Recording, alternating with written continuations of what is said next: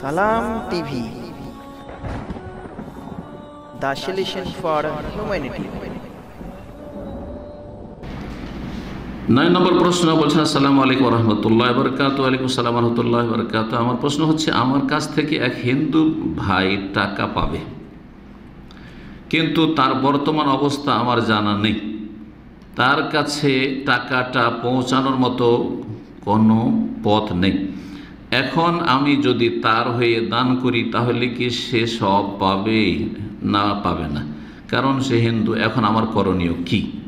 প্রথম কথা, আপনি যে একটা হিন্দুর অথবা কোনো অমুসলিমের টাকা নিয়েছেন, জি, মুসলিম একে অপরের ভাই, এ কথা আমাদের সবকে জেনে রাখতে হবে। ইন্নামাল মুমিনুনা ইখওয়া, মুমিন একে অপরের ভাই। জি, ঈমান না থাকলে কেউ কারো ভাই থাকে না। জি, আসলে যেটা ভাই। জি, তো টাকা আপনি নিয়েছিলেন অথবা সে আপনার কাছে কাজ করেছে আর টাকাটা দেওয়ার সময় ছিল, দিতে পারতেন কিন্তু আপনি অবহেলা করেছেন, তাহলে অবশ্যই গুনাহগার আপনি। যখন তাকে পাচ্ছিলেন, হাতের নাগালে ছিল, দিতে পারতেন, তখন দেননি, অবহেলা করেছেন, অবশ্যই আপনি গুনাহগার। এর জন্য তওবা করতে হবে, অনুতপ্ত হইতে হবে এবং আপনি আসামির কড়গড়ে পৌঁছিবেন যদি আল্লাহ মাফ না করেন। জি, আর তারপরে এখন পাচ্ছেন না, উচিত ছিল আপনাদের যখন টাকা পয়সার লেনদেন আছে তাদের যোগাযোগ নম্বর রাখা অথবা ব্যাংক অ্যাকাউন্ট রাখা। যোগাযোগ আজকাল খুব সহজ, অসুবিধা নেই, অ্যাকাউন্ট নাম্বার রাখলেও হয়, তারপরে টেলিফোন নাম্বার রাখলেও হয়, এইসব করতে পারেন। এগুলোতে অবহেলা থাকলেও গুনাহগার। এখন টাকা পৌঁছানোর মতো কোনো রাস্তা নেই, আপনি এখন তার পক্ষ থেকে, এটা হচ্ছে শেষ উপায় যে কারো পক্ষ থেকে দান করে দেব, কোনো রাস্তা পাচ্ছি না, তখন শেষ উপায় তার পক্ষ থেকে দান করবেন। মুসলিম হইলে তার পক্ষ থেকে দান করলে দুনিয়াতেও পাবে তার বদলা, আর আখেরাতেও পাবে ইনশাআল্লাহ। কিন্তু অমুসলিম হইলে আখেরাতে পাবে না, অমুসলিম মারা গেলে, কিন্তু দুনিয়াতে পাবে। সুতরাং অমুসলিমের পক্ষ থেকেও দান করে দেন আপনি।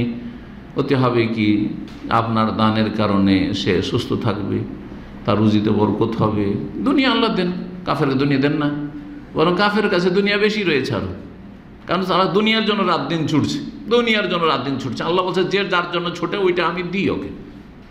ঠিক আছে, আল্লাহ অনেক সময় পরীক্ষা করেন, পাপীকে বেশি দিয়ে আল্লাহ তাকে আরো পাপী বানাতে চান, এটা হয়ে থাকে। আর ভালো মানুষকে অনেক সময় দেন না, কারণ একে দিলে খারাপ হয়ে যাবে। অধিকাংশ লোক বেশি পয়সার কারণে খারাপ, অল্প কিছু মানুষ আছে বেশি অভাবের কারণে খারাপ, কিন্তু অধিকাংশ মানুষ বেশি পয়সার কারণে খারাপ, বেশি সুখী হওয়ার কারণে খারাপ। সুখ দিয়ে আল্লাহ পরীক্ষা করেন, আর দুঃখ কষ্ট দিয়ে আর আর্থিক সংকট দিয়ে পরীক্ষা করেন। কিন্তু আর্থিক সংকট দিয়ে পরীক্ষা করলে অল্প লোক ফেল করে, আর আর্থিক সচ্ছলতা দিয়ে যদি আল্লাহ পরীক্ষা করেন তাতে অধিকাংশ লোক সচ্ছলতার কারণে ফেল করে। জি, অধিকাংশ ফেল করে। বড় ফিতনা, ধন সম্পদ আর দুনিয়ার ভোগ বিলাসের সামগ্রী আর নেতৃত্বগুলো বড় ফিতনা। তো যাই হোক, দুনিয়া আল্লাহ দিয়ে দেবেন, আপনি তার পক্ষ থেকে দান করে দেন আর আল্লাহর কাছে তওবাও করেন।